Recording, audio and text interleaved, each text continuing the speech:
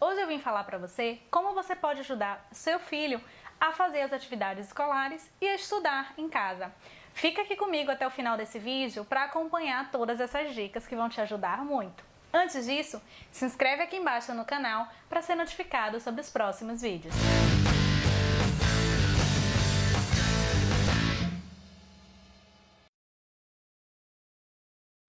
Então vamos lá. A primeira dica é: estudar não precisa ser algo ruim, nem tampouco ser um problema, um castigo. Pelo contrário, incentive e mostre para o seu filho que estudar é uma coisa boa, só traz benefícios. O quanto ele pode conhecer, aprender, não só o aprender a ler e a escrever, que é indispensável, que a gente utiliza no dia a dia, mas também mostrar que ele pode descobrir sobre outros países, outras culturas, aprender a calcular. Mostre o quanto é bom e quantos benefícios o estudo pode trazer para a criança. E a dica número 2 está diretamente ligada com a dica número 1, que é: seja um exemplo de estudo para sua criança. Por quê? A criança aprende muito com o que você ensina, mas ela aprende muito mais pelo exemplo, pela imitação. Então, se ela tem um exemplo de um bom estudante, de uma pessoa que gosta de ler, que gosta de estudar, que tem prazer por isso, isso acaba incentivando a criança a também querer ser ou a imitar aquele adulto que faz essa mesma coisa. Na minha história de vida, eu conto um pouquinho como é que isso influenciou também a minha formação. O gostar de estudar, o ver outras pessoas estudando na minha casa, quanto me incentivou. Mas independente da minha história, a imitação, a criança aprende muito pela imitação e pelo exemplo, até mais do que a gente ensinando. Então, um exemplo de estudo, um exemplo de uma pessoa que gosta de ler, que gosta de estudar em casa, é indispensável. E a próxima dica é a seguinte: estabeleça uma rotina para a criança e também um cantinho de estudo. Se você me acompanha no Instagram, viu que nos últimos tempos eu tenho feito o meu cantinho de estudo e de trabalho. Como vocês podem ver, é aqui onde eu estou gravando.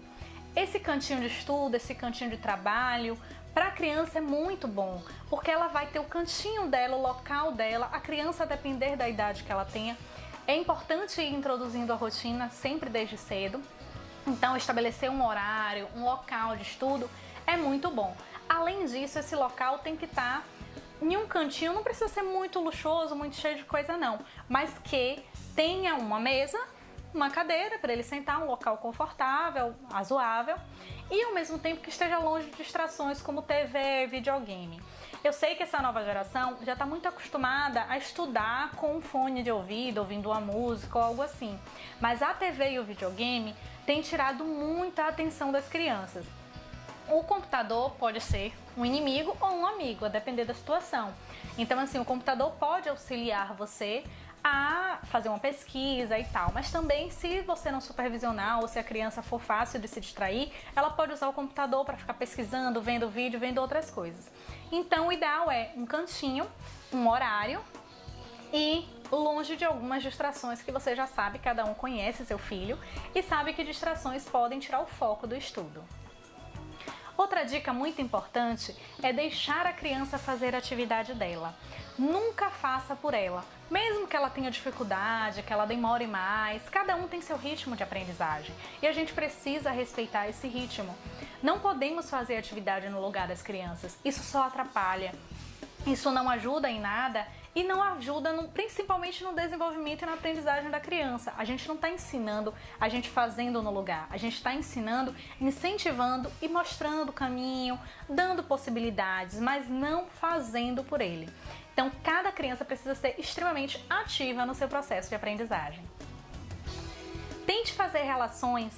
A criança gosta de fazer relações com o que já conhece, então você vai falar de uma coisa que ela não conhece, você assim, associa a outra coisa. Então, um exemplo, ela nunca usou uma lapiseira ou um grafite, cada um chama de um jeito.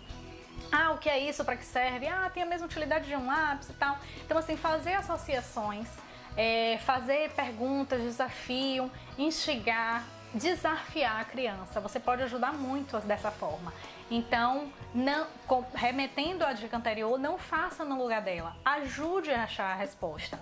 Seja desafiando, fazendo perguntas ou fazendo associações, trazendo coisas que ela já conhece para auxiliar no conhecimento novo. Outra dica muito importante é que não devemos estudar apenas para a prova. Lógico, todo mundo é cultural até, todo mundo fica preocupado com a nota, mas eu costumo dizer que nota é consequência de aprendizagem. Se você aprendeu, você vai fazer uma boa avaliação, seja ela qual for, e você vai ter uma boa nota. Lógico que existem outros critérios que interferem na avaliação, nervosismo, aquele velho branco e tal. Mas se você aprendeu, você se sente mais seguro de fazer a sua avaliação, seja ela qual for, seminário, trabalho, desenho, prova, teste. Então assim, nota é consequência da aprendizagem. Então, não estude só para a prova, aquele velho cronograma de prova. Não estude só para a prova, estude a cada dia um pouquinho. Deu um conteúdo novo hoje, vamos estudar um pouquinho esse conteúdo. Não tem atividade de casa, mas por que a gente não estuda aquele conteúdozinho, alguma meia horinha, uma horinha? Então assim, estude um pouquinho a cada dia. Quando chegar a data da prova, você já vai estar preparado. Então incentive isso à sua criança, não estude apenas para a prova. Estude um pouco a cada dia, que quando chegar a data da prova, você vai se sentir mais seguro e mais preparado. Os pais precisam acompanhar, monitorar e participar da aprendizagem da criança, participar da vida escolar da criança.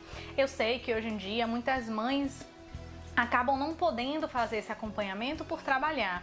Ou às vezes também não tem paciência, não tem jeito, acha melhor uma outra pessoa ensinar. Seja como for, mesmo que você pague uma banca, uma aula particular para seu filho ou sua filha, você sempre tenha uma forma de acompanhar.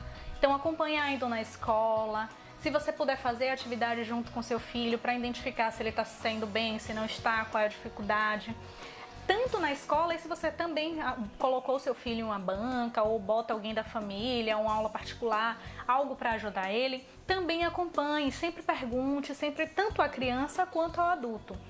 Então, se você colocou na escola, sempre vá nas reuniões de pais. Se não puder ir na reunião de pais, sempre veja uma horazinha para ir lá conversar com a coordenadora pedagógica da escola, com a professora. E se você colocou em uma banca ou em uma aula particular, seja o que for, você também acompanhe. Tanto acompanhe perguntando a seu filho, conversando com o seu filho sobre o processo dele de aprendizagem, sobre a escolarização dele, como também ao adulto responsável por esse processo, seja o professor da banca ou da escola, o coordenador pedagógico, ou o profissional que esteja acompanhando ele. Sempre acompanhe, monitore, participe da vida escolar de sua filha e de seu filho e também participe desse desenvolvimento, porque o desenvolvimento, a aprendizagem da criança é um processo que envolve tanto escola quanto família. Outra dica muito importante, a maioria das vezes que seu filho traz uma atividade para casa, a professora na sala de aula orientou como deve ser feito esse trabalho, como deve ser feita essa atividade, como deve ser feito o dever, a atividadezinha que foi passada para casa. Então, antes de mais nada, pergunte ao seu filho como a professora orientou, como a gente deve fazer essa atividade. Dê autonomia para a criança e ao mesmo tempo não atropele ela, porque às vezes a gente lê a atividade, interpreta de um jeito, mas a professora pediu de outro jeito, deu uma outra orientação para a criança. Então sempre pergunte a criança como a professora ensinou, não atropele ele, deixe ele saber. E às vezes a gente não entende, mas ele sabe como fazer, a gente não precisa intervir, a gente só precisa estar ali acompanhando e deixa ele fazer à vontade. Então assim, dê liberdade e também respeite, mais uma vez, aquela questão de respeitar o ritmo de aprendizagem de cada criança. Outra dica muito legal e muito interessante é que assim, mesmo a gente tentando fazer com que o estudo, a atividade seja uma coisa prazerosa, que não seja um castigo, nada disso, às vezes é muito cansativa, depender da atividade, a criança cansa e tal. Então sempre é bom, depois do horário da atividade, depois do horário do estudo, que você libere a criança para fazer uma atividade que ela goste, uma atividade que relaxe. Independente que atividade seja essa, cada criança tem sua atividade preferida. Pode ser dormir, pode ser brincar, andar de bicicleta, assistir um filme, assistir o desenho animado que ela gosta, dançar. Então assim, independe de que atividade seja, cada criança tem sua atividade preferida. Mas seria interessante que depois da sua atividade de estudo, uma coisa assim mais cansativa e tal, que você libere a criança para ela fazer uma coisa que ela goste e que ao mesmo tempo a relaxe. E para fechar, uma dica falando um pouco sobre distrações. A gente às vezes tem um problema com a criança distrair muito fácil. Então o que a gente pode fazer para ajudar? Tirar essas distrações. Como eu falei, o cantinho que é bom que seja longe da TV, longe de videogame, essas coisas. Mas também tem duas coisas que a criança usa muito para se distrair e para enrolar, digamos assim, na hora de fazer atividade: sede e fome. Então, o indispensável é: deixa uma garrafinha de água para a criança enquanto ela está estudando, não tem problema. Contanto que você explique e oriente para que ela tenha cuidado para que não derrame no material escolar, não derrame no livro, no caderno, essas coisas. Mas é melhor você deixar uma garrafinha do lado do que a criança toda hora ter a desculpa de: mamãe, quero beber água, pró, quero beber água, tia, quero beber água, seja quem for que esteja acompanhando. Então, o ideal é: deixa uma garrafinha de água do lado da criança.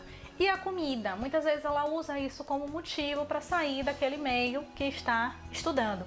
Então, ou come antes ou come depois.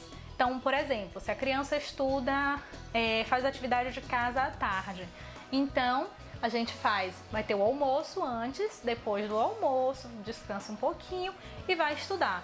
Estudou, no meio do estudo não vai ter lanche. E é bom deixar isso claro. Terminou o estudo, aí pode ser o lanche. Lembrem a lógica da escola. A escola não tem a hora do recreio?